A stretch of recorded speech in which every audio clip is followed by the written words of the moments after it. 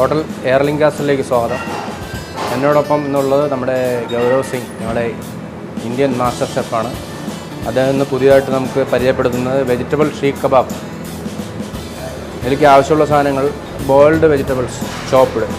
ഇതിൽ മെയിനായിട്ട് വരുന്നത് carrot, cauliflower, beans, potato boil ചെയ്തതിന് ശേഷം മാഷ് ചെയ്തത്, garlic, chopped ginger, chopped green chilli, chopped onions, chopped coriander leaves, മല്ലിയില, chilli powder, chaat masala, garam masala, jeera powder. ഇതാണ് ഇതിൻ്റെ മെയിനായിട്ട് വരുന്ന ഇൻഗ്രീഡിയൻറ്റ്. ഇത് നമുക്ക് ഉണ്ടാക്കുന്നത് എങ്ങനെയാണെന്ന് നമുക്ക് നോക്കാം. ആദ്യം ബോയിൽ ചെയ്ത് വെച്ചിരിക്കുന്ന വെജിറ്റബിളാണ് mash potato, chopped ginger, chopped green chilli, garlic, chopped onion, chaat masala,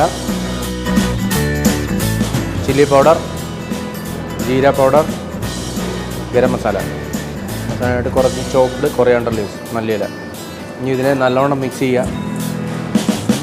സാധാരണ നമുക്ക് വീട്ടിലുണ്ടാക്കാൻ കുറച്ച് ബുദ്ധിമുട്ടുള്ള ഡിഷാണ് ഷീഖ് കബാബ്. ഇത് ടിപ്പിക്കൽ നോർത്ത് ഇന്ത്യൻ ഡിഷാണ്.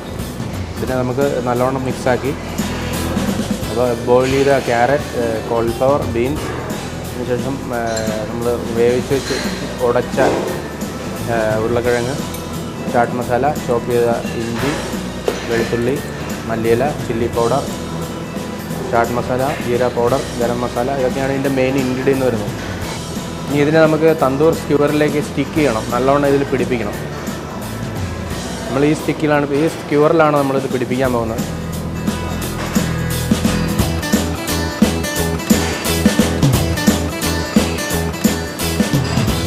ഇത് വളരെ സൂക്ഷ്മതയോടുകൂടി ചെയ്യേണ്ട ഒരു ജോലിയാണ്. നമ്മൾ ബോയിൽ ചെയ്തിരിക്കുന്ന വെജിറ്റബിൾ ഈ സ്റ്റിക്കിൽ നല്ലോണം ഇത് പിടിപ്പിക്കണം. അതിനുശേഷം മാത്രമേ നമുക്ക് ഈ തന്തൂർ ഫർണസിൻ്റെ ഉള്ളിലേക്ക് ഇത് വെക്കുവാൻ സാധിക്കുകയുള്ളൂ. അതുകൊണ്ട് വളരെ ശ്രദ്ധാപൂർവ്വം ചെയ്യേണ്ട ഒരു ജോലിയാണ്. ഇനി നമുക്കിതിനെ അതിൻ്റെ തന്തൂർ ഫർണസിൻ്റെ ഉള്ളിലേക്ക് വയ്ക്കാം. അതിനുശേഷം നമുക്കൊരു 15 മിനിറ്റ് വെയിറ്റ് ചെയ്യണം. Wait for 15 minutes.